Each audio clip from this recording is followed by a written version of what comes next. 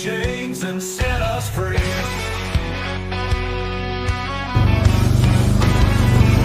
Riders on the prairie, the wild and free, bows and arrows, Colt 45's decree. No more tyranny, no more lies, under open skies we rise. Fight, fight, fight till we reclaim the night. Cowboys and Indians in the blazing light. Fight, fight, fight till the dawn is near. We'll never live in fear. On the blood moon, we all unite. Horse hooves thunder in the night. No longer slaves to the empire's might. Strength in numbers, strength in rise.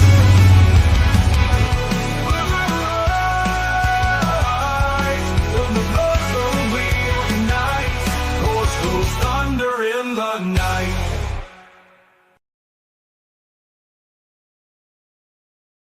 Welcome, you beautiful patriots from all around the country. I'm your host and native patron. Of course, with me today, actually, I'm going to switch spots here, Steve. I'm usually on this side. With me today, of course, is my co-host, Steve. How you doing today, Steve? Good, man. I don't think my account's live. You know what? I was just looking at that, and I was having the same problem. And so I clicked on it, and I think you have to post it separately. Because if you click on the link, it'll pull up the live.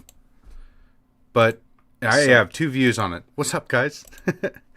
But I think you have to post it. Yeah, we're not broadcasting in queue either. Okay, we're just having all kinds So of stuff weird. going on. So silly. So silly. Let me see if you're live. It says I am. Yeah, it's weird. And you can go to it, but there's no post made about it. Whoa. Oh, and now I see you live, like on your page. Yeah. Hang on, dude. This is funky. They I wonder if they just changed something because yeah, it Like says there's I'm a- live, but there was no post. Well, it just literally just popped up like after our intro. So weird, dude. And it's even showing me still in a space, and I'm not in a space right now. Maybe X is getting hacked right now. Maybe. Well, I mean, I guess good evening, Primal Experiment. We have had quite a busy, well, let's see, I've had quite a busy week. I went down over to Idaho to meet with Mark Fitzpatrick. He's running for governor of Idaho, runs the Old State Saloon, longtime friend, past couple of years. And yeah, big news, running for Idaho. One of the you know, lowly regular people, not in the club. I can assure you that his name does not show up in the Epstein files at all. So he's one of the good ones actually running for governor there. So that's going to be really, really interesting to see what kind of happens there. There we And go. our guest tonight is going to be Sheriff Mack.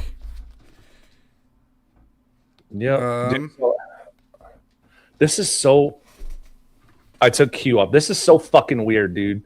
Like X is being so crazy. Like I was in a space like right before this, and like it was with Queen Anti-Commie. She was starting like a pregame, and I got added to co-host, right?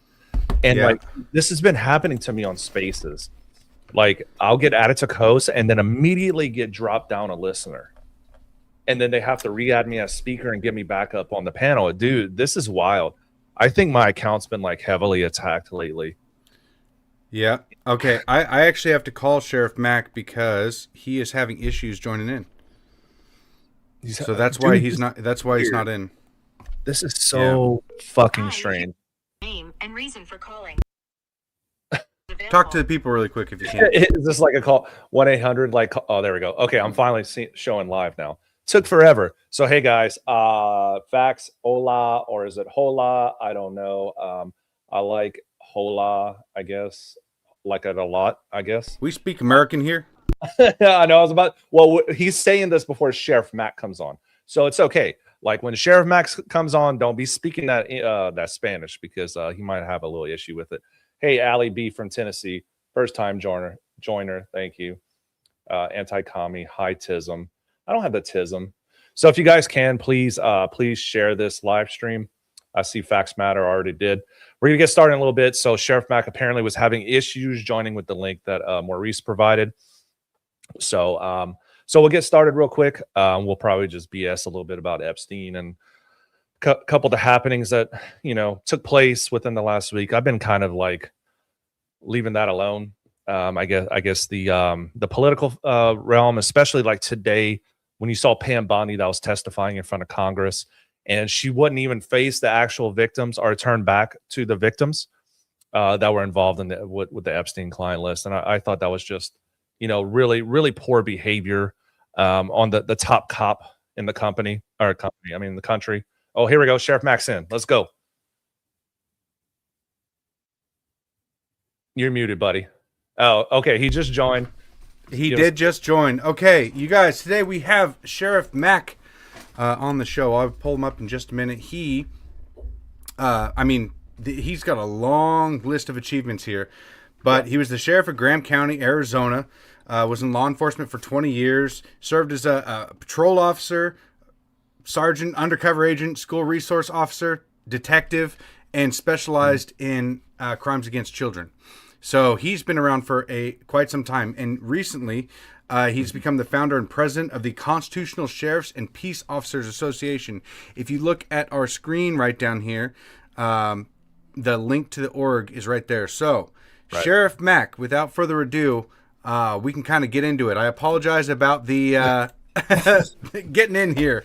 Sometimes StreamYard it's a little pain, but thank you for joining us. I really, really appreciate it. I'm looking forward to our conversation today. Well, thanks for having me. I'm looking forward to it as well.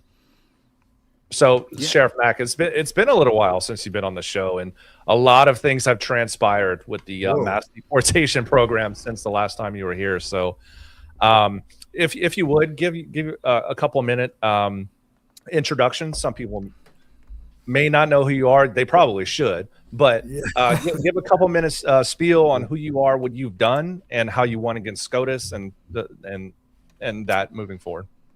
Well, I guess the biggest thing that brought me to national prominence that I never planned, but it happened. I actually, while I was sheriff in Southeast Arizona in Graham County, as you mentioned, I sued the Clinton administration. And the first miracle is I lived to tell about it. The second miracle is we actually made it to the United States Supreme Court. And the third miracle is my wife stayed with me through all that. We just had our 50th wedding anniversary last year. We're going on 51. But the real miracle is that we won, and it's the most powerful 10th Amendment state sovereignty case in the history of America. And we saved the Second Amendment by using the 10th Amendment. And so my motivation for filing it was that the Brady Bill. And in the Brady Bill, the federal government, the president, and Congress decided they didn't want to establish a new bureaucracy. You know how Congress hates establishing bureaucracies, right? Yeah, they really hate that. So they said, we're going to make the sheriffs enforce this for us without any negotiation, without any finances available. And we're just going to have them do it. And if they don't, we're going to arrest them. And that's all in the Brady Bill. It's all documented. And they literally said we could spend a year in prison or a $10,000 fine or both just by telling them to shove it. And I was definitely going to tell them to shove it. And so, folks, everybody listening to this, you really need to get a copy of the case. It's very small, fits in your shirt pocket. Look how small it is. It's only 16 pages, very thin. Every American should read this case. And what I did is I put all the highlights in this little booklet. If you want to look up the case, just Google Mack BUS. Now you'll see another name pop up, and that's Printz. He was the second sheriff to file. The two of us ended up at the Supreme Court in December of 1996. Scalia, Justice Scalia, God bless his soul, he wrote the decision for the majority. and he just really kicked it. And every time I read this, it just impresses me so much about what he did in this decision and what this did for America. Well, I actually have one of those. I'm not sure where I put it. As you showed it, I was like, hey, I have that. I don't know where I put it because I just saw you here in Washington State when you came down to Save the Sheriff's rally here, and I was able to reconnect with you again. So I'm glad you're able to come back on. I mean, it's been over a year since we've talked to you, which is amazing because the last time we spoke, I know that you go on a lot of podcasts and everything, but we were talking about aliens because all that had just been released. So there's a little bit more important things to discuss today, but hey, I mean, they're still talking about aliens sometimes. Yeah. I mean, now we're just deporting them, right? Well, it was a great event in Washington, and I'm still very concerned about Washington State being so communistic, and that they're trying to destroy the office of sheriff in that state. They've already done a pretty good job of it. In King County, the sheriff is no longer elected. They stole that from the American people in Washington State. The people in King County no longer have the authority or the stewardship to elect their own sheriffs. The government took that away from them. And now they're suing sheriffs and they're attacking sheriffs. And a lot of sheriffs you would think would be giving up with all the attacks, but they're not. Sheriff Swank, Sheriff Wagner, Sheriff Garcia, they're all standing and fighting. And they need support from the American people in Washington. And Washingtonians better get moving or they're going to lose a huge piece of freedom by losing their sheriff. Yeah, I mean, we're definitely struggling with that right now. And Keith Swank, especially, because I live in Pierce County, and so he is my elected sheriff. And it feels like a personal attack on me when they go after Keith Swank, because he is the only voice that I've had personally in this state for basically my entire adult life. I've lost every election in this state. We conservatives or patriots never win. I mean, with the universal mail-in voting that we have lost. And even when we do win, we pass $30 car tabs. Our government just says, no, you guys don't know what you're talking about, and we're just going to keep raising tab prices anyway. So it is just it is demoralizing in a way, but it is great to see somebody like Keith Swank actually stand up and speak for the people. Steve, I'm sorry that it's okay. I'll just be embedded with the comments. Those are my people. Okay, I'll put the comments right here. There we go. Okay, you guys, I brought up the comments for you. Washington State is so corrupt. But then every time I talk about problems in a state, every person in each state says, "Oh, we have the worst corruption than any other state." And Hawaii is very corrupt. Beautiful place, love the sunsets, but it's so corrupt, and it is such a woke Democrat, extremist, communist state. Of course, New York. Look what's happening to New York now. And it just goes on and on. And then people are saying, well, if these politicians like stupid Charles Schumer, if you demand that people have ID, then you're a racist. Presenting identification to vote, which means what? If you don't have an identification and they say anybody can vote, that means all the illegals they brought in can vote right now. Absolutely. And they are. And then they will. some other states, like Minnesota, have made sure that all the illegals got driver's licenses. California's done the same thing. Why do you think California went from Ronald Reagan in '88 being a staunch conservative to a Nancy Pelosi just a generation later? Yeah. It's because of it's the sanctuary state status. I mean, in all reality, Washington State, they automatically register you to vote when you get your license, and they hand out licenses to illegals, and they say that it definitely doesn't happen. We don't allow illegals to vote, but the universal mail-in ballots that we have here is it's out of hand. It's the biggest election fraud going on in our country. Absolutely. And so you mentioned Chuck Schumer. Well, first of all, Chuck Schumer, I wouldn't trust him because he put cheese on a raw hamburger when he was trying to barbecue. So that in itself would never make me trust a man. Just that in itself, right? Yeah. And then so you can't ever trust that. Chuck Schumer wants to bring up Jim Crow and all that stuff, and it's just the same How is that? regurgitation. I'll tell you what's a Jim Crow. When you stack the J6 commission with everybody who hates Trump, Exactly. you put 8 people on this that all thoroughly hate Trump. That's Jim Crow. And the Democrats love that one. I'll tell you another Jim Crow. When you charge Donald Trump with mortgage fraud and there's no victim, and in fact, the banks that did the loans said they'd do it again tomorrow and that he was perfect on paying off the loans and they would do it again. And yet this prosecutor still goes after him, and the judge gave him a $500 million fine, and they're not out anything. Nobody was out anything. You want Jim Crow? There's your Jim Crow, Chuck Schumer, buddy. Absolutely. And whenever they stacked Adam Kinzinger and Liz Cheney, oh, look, these are Republicans. No, they're not. Get out of here. They were the furthest from conservatives, and they're no longer in Congress for a specific reason. Because, and then Donald Trump, he was in New York, and Letitia James committed the same mortgage fraud. Nothing's happening to her.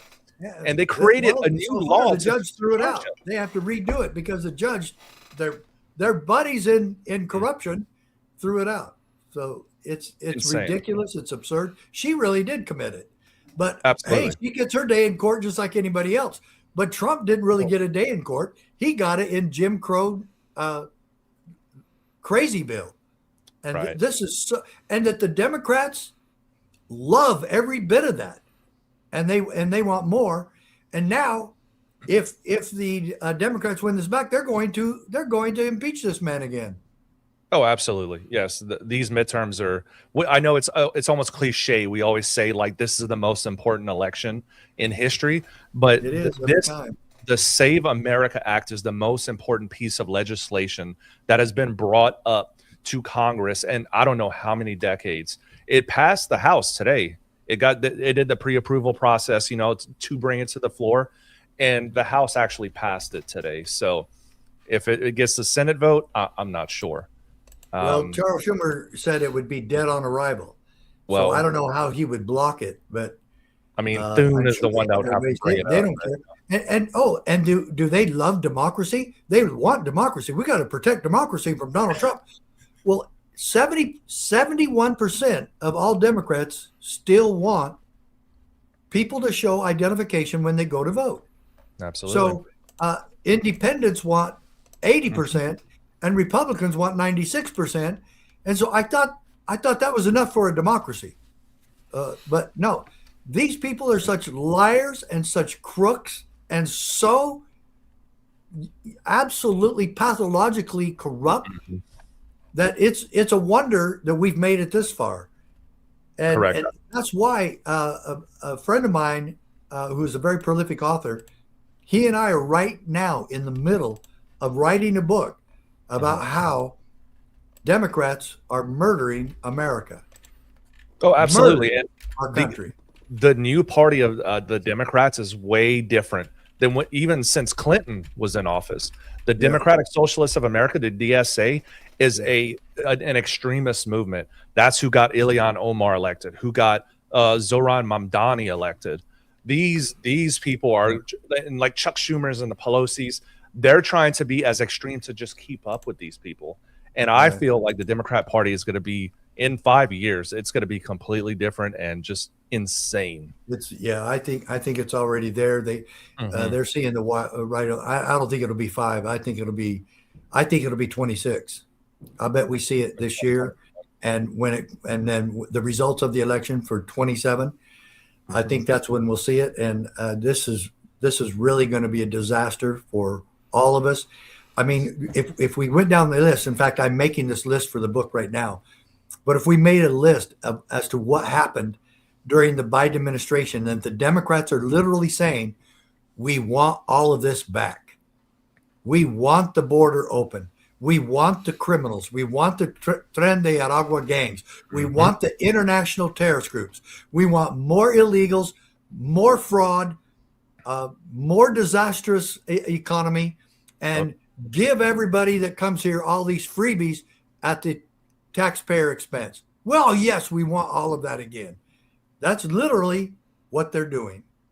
Absolutely. I've been trying to figure out how to, I guess, convince people that that's actually what the Democrats are advocating for, because I have liberal members of my family. Yeah. And it got a little, I mean, over the weekend, obviously the Sports Bowl, Super Bowl happened, right? And a lot of people tuned into the Turning Point halftime show. And then the liberal people in my family kind of poked it at us, over text, basically saying, well, why wouldn't you support the Super Bowl halftime show? Isn't peace and love better? And it just, they're still. I mean, the brainwashing is so thorough. I don't know how to get past these people. Peace and love when it was in a foreign language. How would you know that? But I speak Spanish. She doesn't speak Spanish either. I'd never heard of Bad Bunny. I don't know why anybody would call themselves that. That's not a Spanish term, but he sings Spanish music. But I don't care. I love Latin America. I love speaking Spanish, and it has nothing to do with that. I love America, and if people want to live here, they should speak English. Agree. And we should all be holding hands in the defense of liberty for everybody in our country. Democrats won't do that. It's got to be their way and only their way, and their hypocrisy knows no bounds, and their corruption knows no bounds, and so this is why America is dying, and they could not care less. Isn't it funny that they advocate for people to speak Spanish when in all reality it's not like it's Mexico's language? It was the Spanish conquistadors that came over and actually took over and changed their language, so they're actually advocating for like another European country's language. Well, they're advocating for colonialization for Mexico. Yes. Yeah, because Mexico is the Aztec Indians. Yeah. Mm-hmm. And why don't we speak that language? Whatever that is. I mean, back the Aztec. Yeah. Bring back Quiche and Cachiquel and all the other Native American dialects of Latin America. Now, it is such a joke, and they're so stupid. They expect anybody just to buy into all of this corruption. Right. And I've just had it up to here. And when this guy wanted to write this book, Let's Expose the Truth, I said, they'll probably come kill us because that's what they do with anybody that gets in their way. Yeah, and I think the common misconception right now, Maurice, is that just because we're like MAGA or America First, we don't typically support like immigration, legal immigration. And that's not the case, because I've had friends that have a lady named Silvana. She's came over from Venezuela. It took her 10 years, but she became a citizen. I have one of my friends from the Army. His last name is Falcones. He actually came from Ecuador, and he served with me. He spoke perfect English, right? He became an American citizen 2 years after his enlistment in the Army, and now he's a chief warrant officer in the Army. So I think he's about to retire too. So God bless him. I'll say one thing about immigration. I think it should be easier to be a citizen. I agree. Okay, and I'll help sponsor anybody that wants to come here legally. But if you come here illegally and you answer to the law, that's what. Well, you know what? That's what happens. And so I really don't care when they're going after the rapist and internet. There's terrorist groups. There's Hamas and ISIS. Correct. And Hezbollah, they're all here, and they came during the 4 years. Who actually thought that when you open the border that they wouldn't come, that our enemies wouldn't come and infiltrate our country? Of course they did. Yeah, Any idiot knows that, and they knew it too. Absolutely, they were willing to sacrifice national security to make their voter rolls a monopoly of power over our entire country. That's what their goal was. And to get the census to show that more Democrat areas get more senators and congressmen. That's what this was for. Absolutely. I think this all could be encapsulated in content of character. And we've been preaching that, how they've been trying to divide like whites versus blacks. And no, you can have your bad white people and your bad black people. It's just about who the person is. Same thing with legal and illegal immigration. If you come into our country illegally, you are automatically a criminal coming into our country. So you will never be an American citizen in my eyes, ever. Like, I have people that I know that have come to this country because they understood the American dream. They indoctrinated. They love the Constitution. They love the American flag. Those are the Americans that we want here, that want to make our country prosper.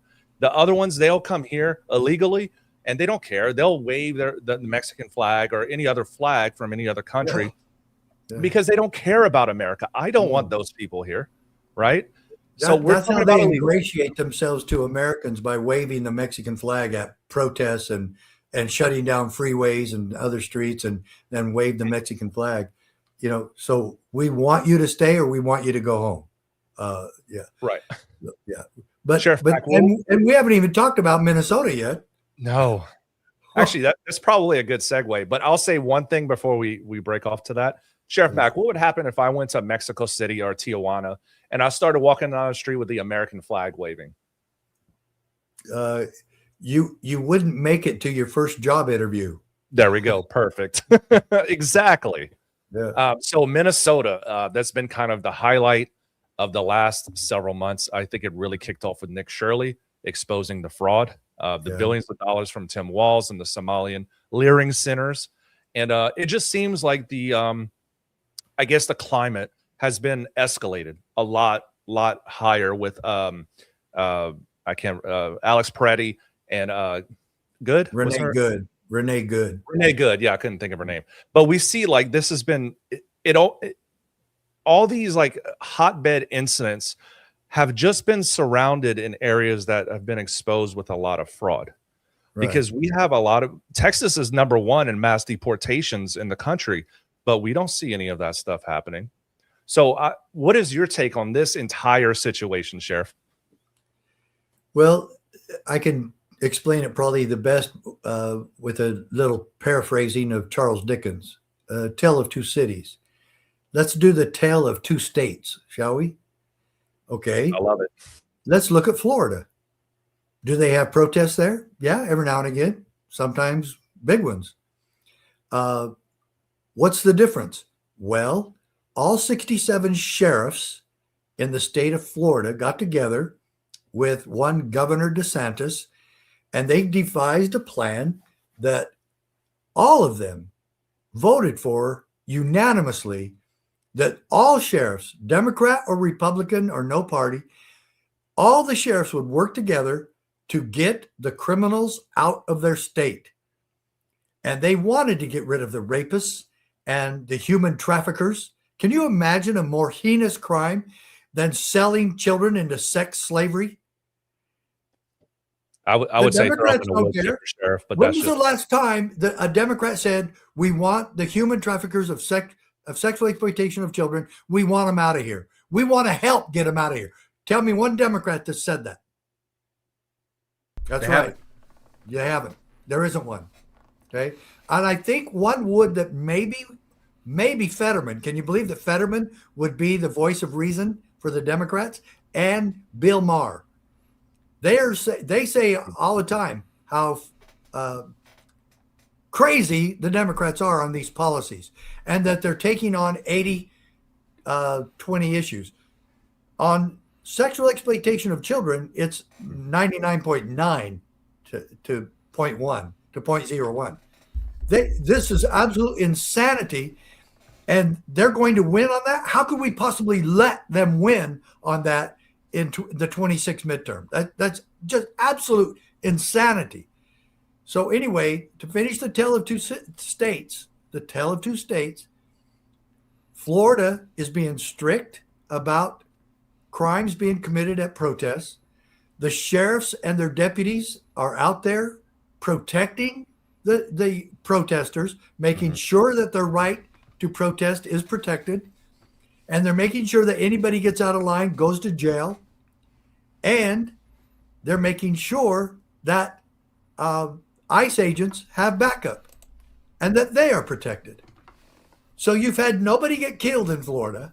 The law is being enforced. People that need to go to jail are going to jail. People that need to be deported are being deported.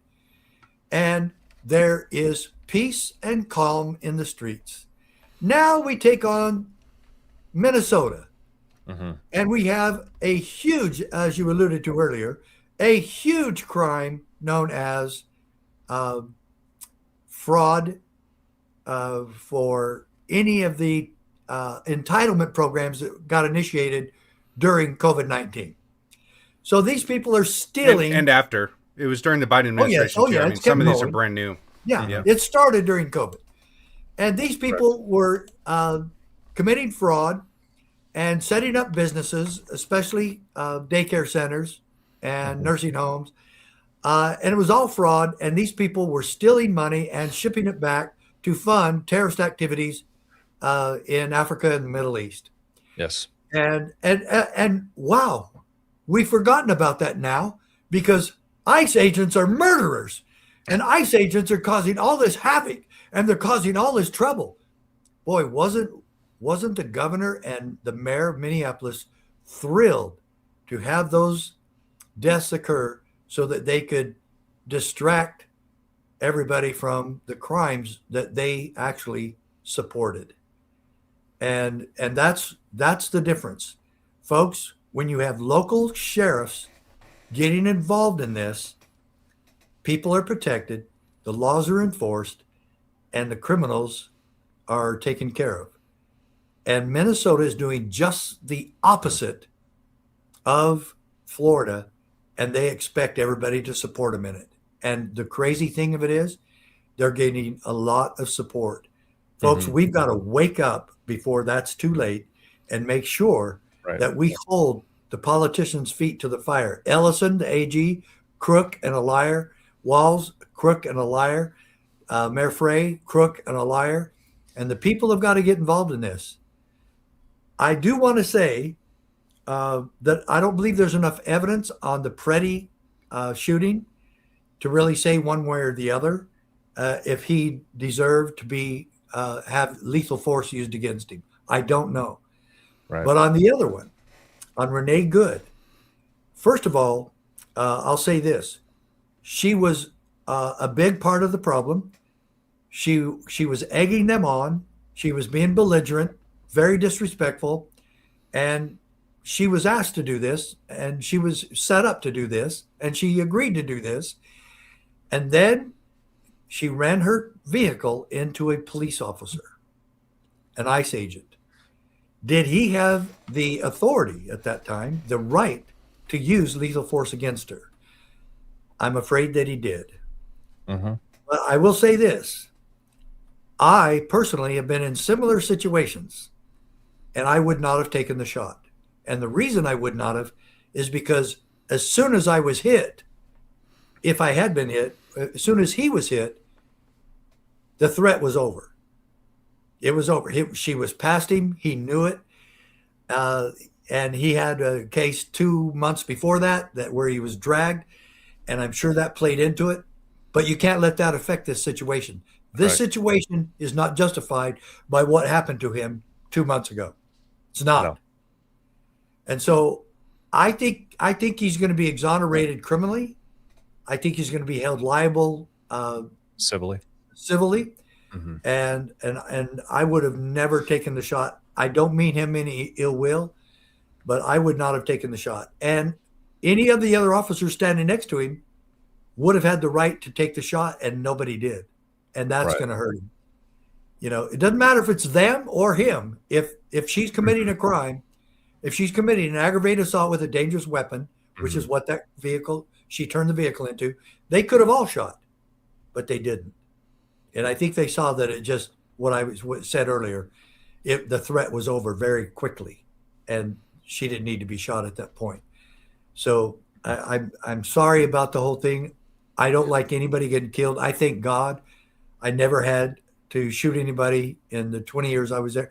Actually, I tell a story about when a guy was waving a gun at a deputy and me. We had good cover, but most officers I tell that story to say we should have shot him.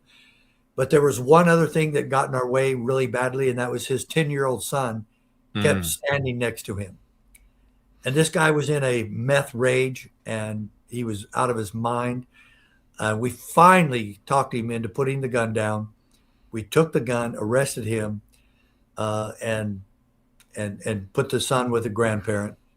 But I am really so very grateful that I never took the life of another human being. And that usually ends the career of officers involved in shootings. And I thank the good Lord I didn't. But I'm afraid this officer's still going to be in a little bit of trouble civilly. But I think technically he's going to be okay. The FFF, fleeing forcible felon. She was a fleeing forcible felon. But again, it was easy to see that they could still take her into custody. Yeah, there's a lot of people kind of upset right now that I think maybe because we're having on a sheriff. I'm not exactly sure. A lot of our motto has been, don't tread on me and things of that nature. But for some, like I'm seeing in the comment section here, people like are upset for some reason. So it is kind of interesting just to see.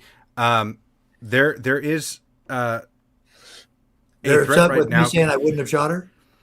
No, not. I think just with having you on in general, you're a controversial person, maybe more controversial than I thought. I'm not exactly sure, but yeah, he's not as controversial as like Candace. I'm more than happy to take any of their questions. Yeah, well, light them up in the chat, guys. Also, right now in Washington State, and I went to Idaho last weekend, okay, and I met with Mark Fitzpatrick. He's running for governor over there. He's the owner of the Old State Saloon, one of the common folk, business owners, and he's actually going in to be a representative of the people. And I went in a couple of these meetings with the politicians around, and the sheriffs in Idaho right now are being, they're under attack in a similar way, but they're basically taking away their funding if they don't toe the line. And so... With what issue?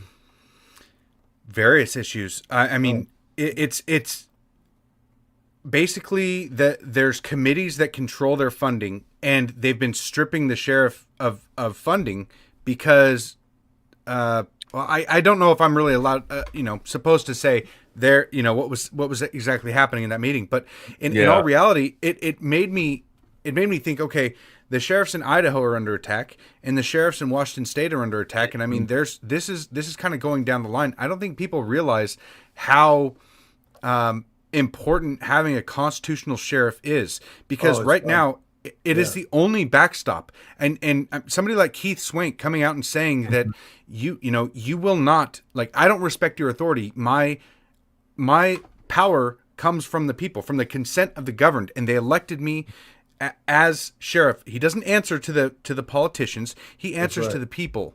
And so if you have a good sheriff in there that you elected that answers to the Constitution and to the people itself, that is one of the most important things that you can have. And so I'm not exactly sure why I'm seeing people getting upset or saying that like we switched sides or something. I don't know what I'm not sure what they mean. Did they hear me when I said I sued the Clintons and beat them at the United States Supreme Court? Exactly. I'm not sure. Folks, I'm not sure. Let's be real here. First of all, I formed the constitutional sheriff movement back about 30 years ago. I made it official when I formed the CSPOA, and that is to get every sheriff and every peace officer in this country to do what government is supposed to do: protect the civil rights of all people. Oh my! That is what we're supposed to be doing as sheriffs. Right? Are we supposed to write tickets? Maybe. Okay. I don't agree with most traffic tickets. Most of that's a revenue generation, but there's a way to have righteous tickets, but it would have to be what Trump should have had when he was charged with mortgage fraud, a victim. And if I don't ever threaten anybody, and I'm driving along and I'm going 20 miles per hour over the speed limit, okay, if I'm not threatening anyone and it's not endangering anyone, then why do I have to pay a fine? And why am I attacked?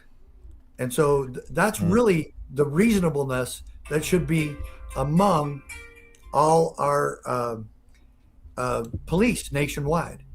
And it should be fair and it should be honest. And the drug war is another farce. Okay. No one hates drug abuse and drug trafficking more than I do. But the drug war has been used as another way to create big brother government. And that government, I don't want to be part of a government, and I don't want to do this to protect people from their own appetites and addictions and stupidity. That's not the role of government. Okay. If you're drinking and driving, or if you're high and driving, I'm going to arrest you. No breaks. No breaks on that. Sorry. I will not give a break. I never did give a break on drunk driving. And I don't care what you were drunk on, whether it was medicine or prescriptions or pot or alcohol. Like George Floyd. I don't care. If you're drunk driving, that's a matter of life and death. Yeah. And you're taking other people's lives into your hands. And no. But folks, the government's purpose, you can see it in the Declaration of Independence, that to secure these rights, governments are instituted among men. That is why we're here. And that is why the American people, all of you, if you want to get involved in something, join us in what we're doing to get sheriffs and deputies and police and chiefs of police dedicated to their oath of office and to the principle that I just said, to protect the God-given rights of the people. Civil rights are for everyone. Freedom is for everyone. And our ultimate responsibility Every as American. a peace officer and sheriff absolutely. is to protect your God-given rights. Yeah, Hey, I have to clear this up really quick because man. I was quickly pointed out that I'm retarded. And when people saying that we were switching sides, it was because I switched us because, Steve, your face is lower, and so half your face is being blocked by the comments. So I raised my camera up and then swapped us, so that way half your face isn't blocked. And so people were confused people were confused that we switched sides, and I kept seeing that in the comments as I was looking over. I was like, "What?" I was like, "What does that mean?" But now I just feel really stupid for bringing that up. So my bad. So funny. Anyway, whatever it is, if you see a good question, you want to relay it to me. I still love taking people's questions, and so that's good. And but I think I'll change who I am for anybody, and I'll let everybody know the truth about me or my life, or my wife. And we just had our 50th wedding anniversary this past year. Congratulations to that. That's one of my life goals, by the way, is to make it to. Let's see. I got like 43 years to go. But hey, you're only been married 7 years. Oh yeah. Wow. Well, it's all downhill after that, man. You got it. Oh, it's nice and easy. Yeah. I think a lot of the supporters on the right really have a love and understanding for sheriffs that are constitutional sheriffs, right? And there is kind of an issue when you see like the sheriff of New Orleans that was saying, "Oh, we're not going to back the mass deportation programs," and I believe also in Seattle was another sheriff that came out publicly and stated, "Hey, we're not going to support the federal government." And hey, you guys, I kind of have an emergency. Okay. My granddaughter just called me, and she's going to go to bed without letting me know what she wants, and I've got to talk to her real quick. I'll make it short. I'll be right back. Okay, no of course, worries. brother. That's wonderful, man. Family man. Not only a constitutional sheriff and standing up for the and consolidating the good sheriffs, the constitutional sheriffs from around the country, but also taking care of his family. That's wonderful to see.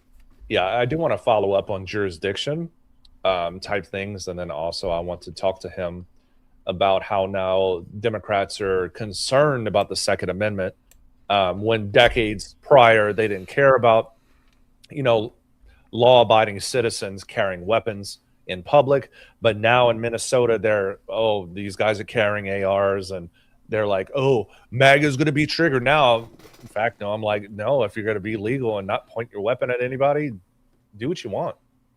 We're always prepared for you to have weapons. Like like them suddenly getting weapons now. It's like, okay, that doesn't change anything. I assume that you guys already did, and it actually makes me, a little at ease knowing it's how how untrained they are. Oh. Yeah. Like, oh, you're just getting into the game now. Good luck. Yeah, dude, you're like a decade and a half behind, but what ifs, Yeah. I do want to ask him about the to-do list for Trump as well, because we're already at 46 minutes. I think we only have him for an hour. So, but there's a to-do list for Trump that he has here. Mm-hmm. Okay. And it's to defund Planned Parenthood and to abolish the Federal Reserve and IRS. And I'm hoping that he has a fun take on that, because, I mean, come on, man. That would be. I wish he would have done that earlier, but I mean, I don't know. We'll see.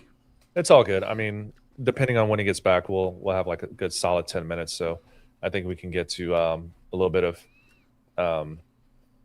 his takes on what's going on in Minnesota and constitution or jurisdiction and who has it. And I think a lot of people would like to clear the air on that type of stuff. So, well, it is good to actually talk to him again. I mean, I went to the sheriff's rally in Washington. It was the Save the Sheriff's rally, and trying to get more support for the local sheriffs, because, I mean, in all reality, we are. It makes me feel like there's another COVID type crisis coming down the line with the way that they're going after sheriffs. Especially in left states and the states surrounding left states. They want to completely abolish the right of the sheriffs to not adhere to their authority, right? But have the Constitution as their the ultimate authority at which they derive their powers from, and that being the people, of course. So here's my opinion on that. I think states should have ultimate authority on pretty much everything above federal policy. No, that's it, guys. Steve's a cat person. No, it's not my cat. But anyways, so I do personally. Whose cat is it? Well, it's not mine. It's my wife's. But anyways. Oh, okay. That makes more sense. But anyways, just saying, a strange cat came in. Yeah, right. Yeah, I just opened my door. I just let stray cats come in my fucking house. But anyways, I can curse because we're not on cue. But anyway, so I don't even know where I was going. So yeah, states should have, my opinion. You're good. You try to derail me, but the engine did not win this evening. I do believe that states supremely should have more rights than the federal government. So the Roe v. Wade was a very prime example of saying, hey, this should be a state issue, and I want to keep as much federal government out as possible, regardless of who's in power. The more power the federal government has, the worse off it is. Facts. Amen. So we're just kind of discussing Sheriff Mack just a second ago. We're like 15 minutes before your hour is up. So we had a couple questions and a couple scenarios that we wanted to run through. I'm going to let Maurice take charge on that. And just so you know, the emergency with my granddaughter is that she lost her tooth. So, thank you for letting me have that minute. I get those very rarely with them, and they have to go to bed right now. And so sorry to interrupt the thing. But anyway, thank you so much. But yeah, give me the question. That's wonderful. I love that, because, having a family and taking care of the future generations is one of the ways that we're going to save this country. So that's actually really, really important. The question I had was about the constitutionality of the how do you say it? The jurisdictional authority in which ICE has versus the state government, because obviously we don't want the federal government to come in and just, like, we don't want a dictator, we don't want a king, right? To use their language, we don't want them trampling on our states' rights.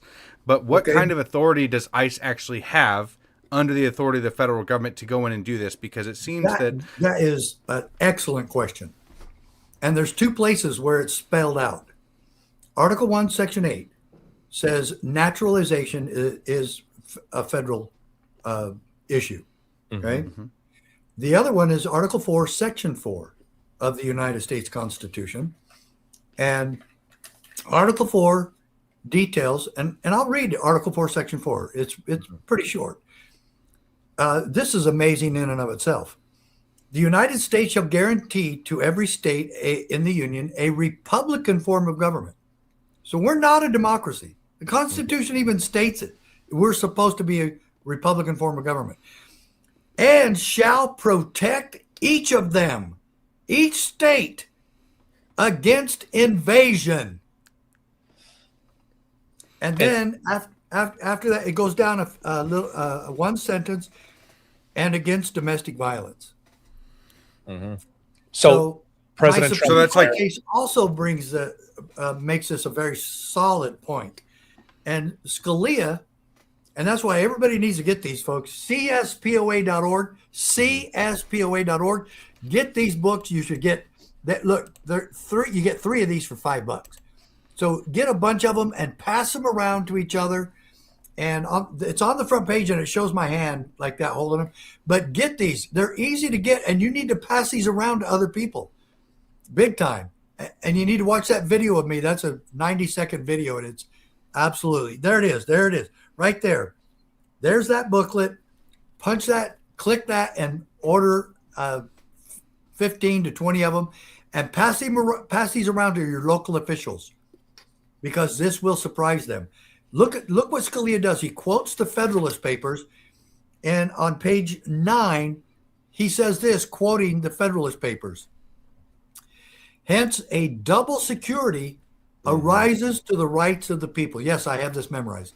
Hence, a double security arises to the rights of the people. Wait, time out. How does that happen? Quoting again. The different governments will control each other at the same time that each will be controlled by itself. And then just a few pages later, Scalia quotes another amazing quote from ruling from the Supreme Court. And he says this, but the Constitution protects us from our own best intentions. And then it talks about how it protects it down at the end of that same paragraph. Mm-hmm. It protects us from an expedient solution to the crisis of the day. The crisis of the day. The Constitution protects us from COVID-19. It protects us from the crises of the day that these corrupt politicians create so that they can do whatever they want because they know they got us scared. Folks, this decision is the most powerful 10th Amendment decision in the history of our country, and it's one of the most powerful ever, and it's the only time sheriffs ever sued the government and won. And so get this, be a part of this miracle, and what's next? I mean, it is important to point out that, saying that it's a variation of the phrase in the Bible. It says hell is paved with good intentions, right? I mean, it is very biblical and Christian, saying that, it's not good to, it was spelled out during COVID. You could see that they absolutely took advantage in every single way that they possibly could to trample our rights. If it only saves one life, all you guys have to do is lock down for 2 weeks, 4 weeks, for 6 weeks. Shut your school, shut your business, shut your mouth, cover your face. Just have these anti-ICE protesters stay home if it saves one life of an American citizen. Oh yeah, then it's worth it. They're these barbarians, right? Yeah, same thing.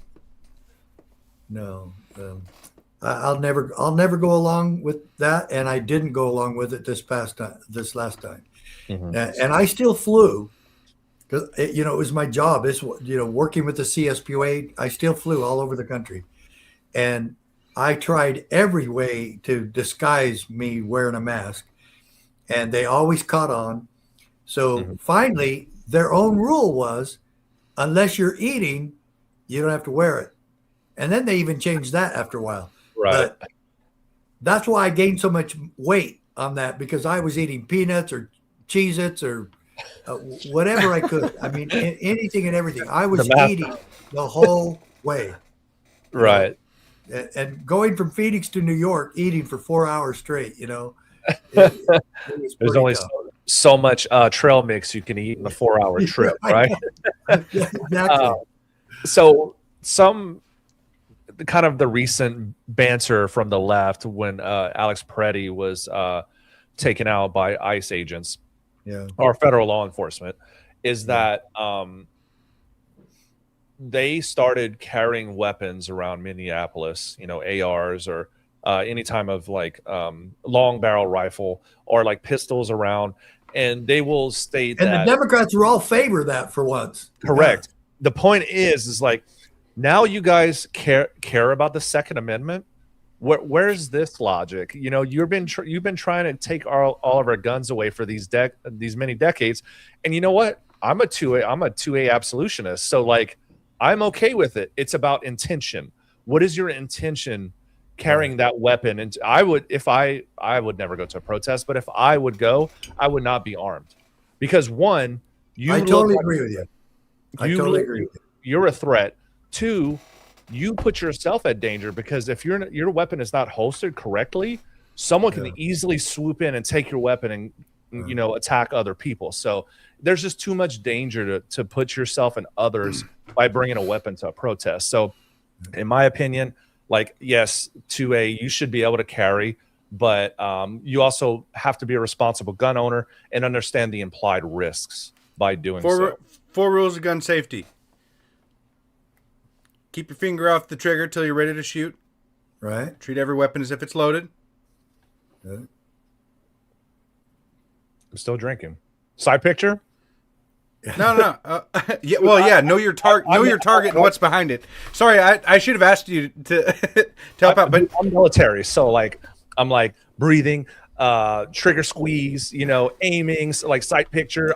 Those are my okay, four, yeah. like, well, in a protest, in a protest, knowing your target and what's behind it is there's people everywhere.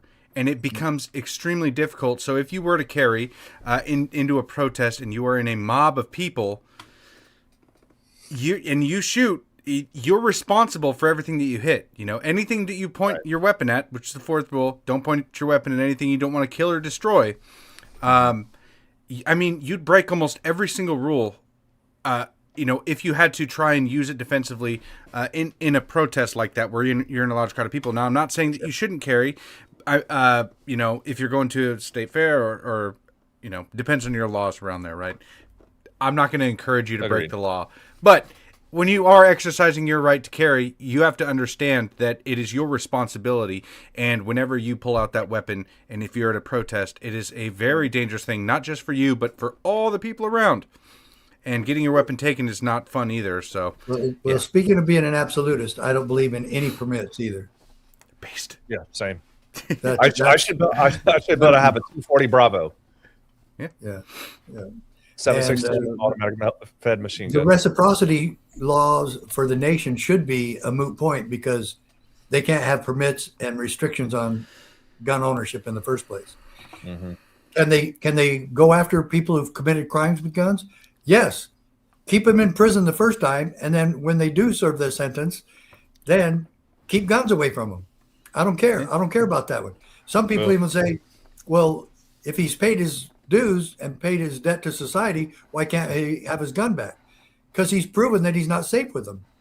Yeah. That's the only gun control I would ever support. But at the same time, that's useless, because they can't keep them away from criminals either. Yeah. And most police officers are shot by a recidivist, the repeat offender. They're the problem. But judges don't keep them in there when they're supposed to. And so that's really where crime happens with the recidivism problems. Yeah, if they get pulled over or whatever, and they have a warrant, or they know they violated their bail, you know what I mean? So they're like, okay, well, if I'm going to go down, I'm going to go down for something good. Right? Yeah. So, Sheriff, I know that before we were talking, you had a to-do list for Trump, and it was 3 points, but actually maybe a 4th would be good to add on there. Abolish all gun laws would be, Well, just get rid of him. Unilaterally, I'd love to see him do that, but I don't think he'd Yeah. get very far on that one. But No. yeah, I do. My to-do list for Trump are things that he's actually talked about in the past year. And the first one I would say there have to be would be to make sure that no taxpayer dollars ever go to Planned Parenthood ever again. Okay, folks, did I say get rid of Planned Parenthood? No, I said defund Planned Parenthood. I would love to see Planned Parenthood wilt away and die, but that's probably not going to happen. If somebody wants to donate to them, that's your business and your problem. But to force taxpayers under the color of law to pay to a private club, a private organization, an NGO, and take our hard-earned money and give them $800 million a year to kill more babies? No. I have. You see, my neighbor, as a neighbor, I have no responsibility whatsoever to pay for my other neighbor's child's abortion or his wife's abortion, whatever the reason. If they want to come ask me for a donation and to help, that's different. But forcing government still evil, but yeah, to force us to, that's absolutely the most corrupt thing that I think I've ever seen. Yep. The other one is he keeps worrying about who he's going to put in charge of the Federal Reserve. He couldn't even fire Jerome Powell. Who's in charge of the Federal Reserve? They are. Yep. International banksters are in charge of the Federal Reserve and are in charge of coining our money and regulating the value thereof. What I just quoted is for Congress in Article 1, Section 8. That belongs to Congress. And so he should be fighting with Congress to abolish the Federal Reserve and put it back where it belongs under the rule of the people and Congress. And then, if anybody doesn't know this by now, freedom and individual liberty cannot coexist with the IRS. They are a bully, intimidating, illegal criminal organization. Do any of us have any financial privacy that is required by law in the Fourth Amendment to be secure in our papers, houses, and effects? They don't care. The IRS owns every one of your bank accounts. They can track you every day, and they do. And there is no financial privacy, and there is no freedom in America as long as the IRS is there. We are all subject to their whims. They are a ruthless, bully organization, and they should not be in existence. And if Congress would simply make the tax structure fair and simple, we would all be paying a lot less, and we wouldn't need the IRS in the first place. And so this threat and this abuse has got to stop. Mr. President, please take action on these three issues. I think a lot of this could be solved with the I've seen the latest numbers or revenue coming in from tariffs and the External Revenue Service. I think that can make a dramatic change in this country to get the burden off taxpayers to where we are tax free, and other countries are paying for us as long as we've paid for them, right? Because people don't understand this. When we're getting taxed, like, you're getting a chunk back, but the rest of it is going to like USAID to feed people in Africa and people that are aborting 28% of Gen Z. Yes. But even another one, though, if they would stop their excessive spending and they would stop the tax, borrow, and spend, we wouldn't need any of it, because they would be having to follow the Constitution and follow lawful spending, which they don't give a damn about. Well, Sheriff, I participated twice with overseas deployments in the global war on terror, and I can tell you the fraud, waste, and abuse is way worse than it has ever happened in Minnesota. That 20-year span in Afghanistan and Iraq, just the money that was pumped into Raytheon and Northrop Grumman and a lot of these huge companies, Halliburton, it would kind of blow your mind. And I really don't discuss this over the air, but I think we've kind of nailed this down. Abort Planned Parenthood. I think that's a good term. Yeah. Oh, yeah, it is. Abort We can funding.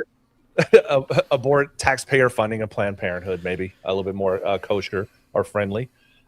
We can eliminate the IRS. Can we throw the ATF in there too? Oh, absolutely. Okay, Yeah. All right. Yeah, there's a lot of others, but I want to keep this simple right now.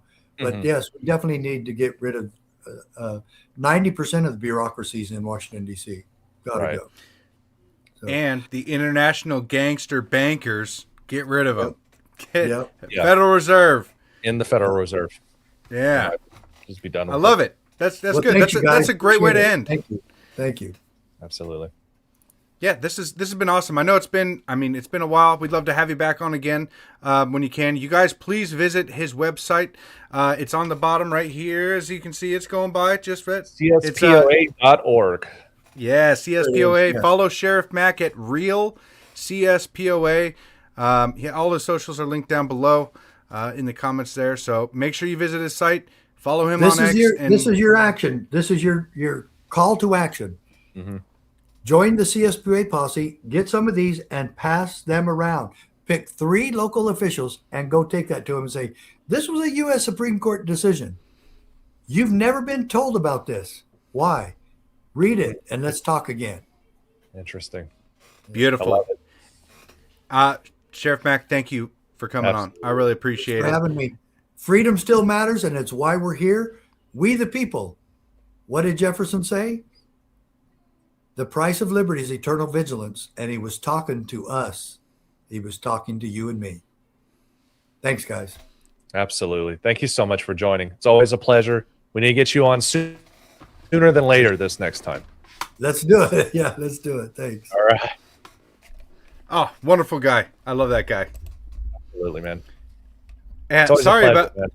I'm sorry about bringing that up earlier. I just saw that people said that we had switched sides, and I was like, "What does that mean?" Like, I don't understand. How did we switch sides just by bringing on Sheriff Mack? Like we've had him on before, and then it's just my bad.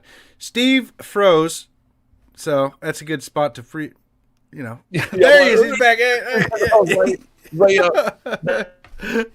Well, sorry to bring that up. Boom. No, I'm like, It's the international bankers, man. They're coming after you. Elon Oh, yeah. Yeah.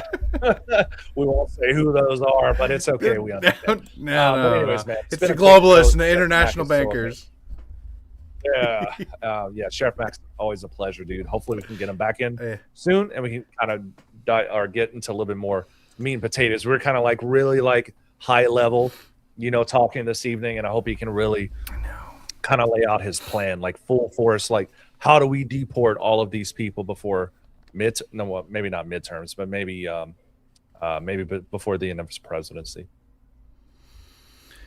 Yeah, our strategy is going to completely change if we lose the midterms. Correct. So that's not good.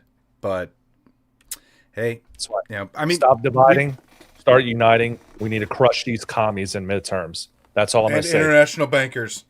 Yeah, put all your differences aside. If you're allegedly on the right, just put that shit down for the next 6-7 months, and let's crush these commies, dude. Because I'm telling you now, if we lose one of the chambers of the House or of Congress, we're fucked.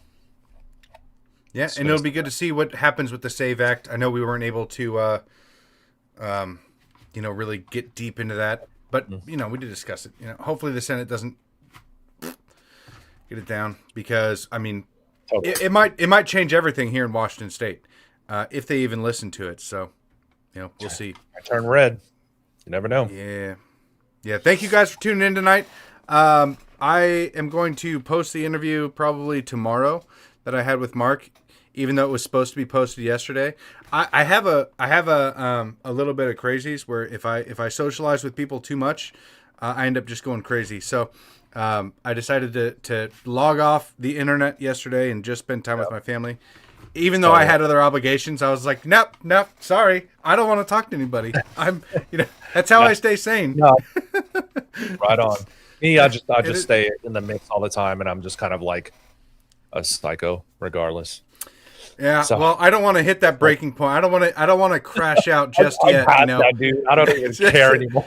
No. Well, I yeah, we'll see. It's but I just I had to recharge my battery.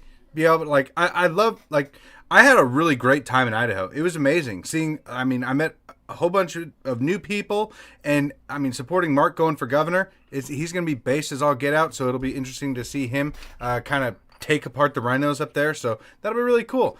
But other than that, there's a lot of socializing that I'm not used to.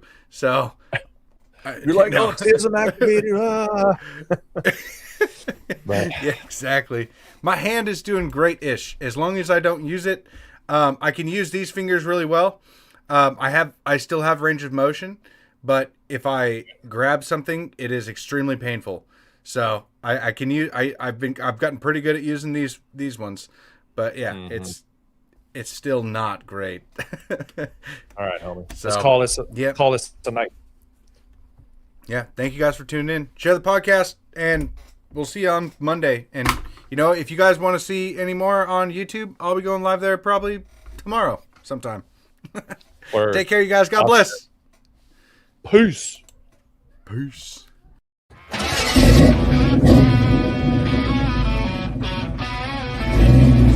Dusty plains and broken dreams. Cowboys and Indians on the same team. We got no masters, only our creed to break the chains and set us free.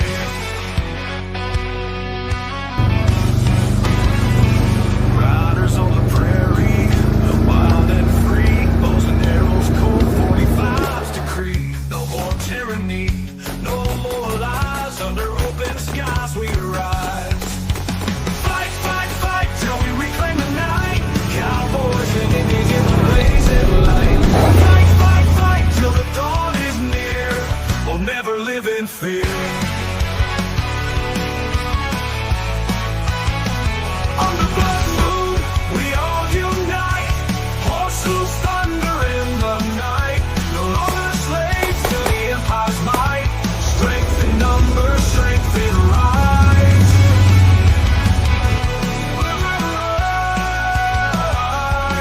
On the blood moon, we unite. Horse whose thunder in the night.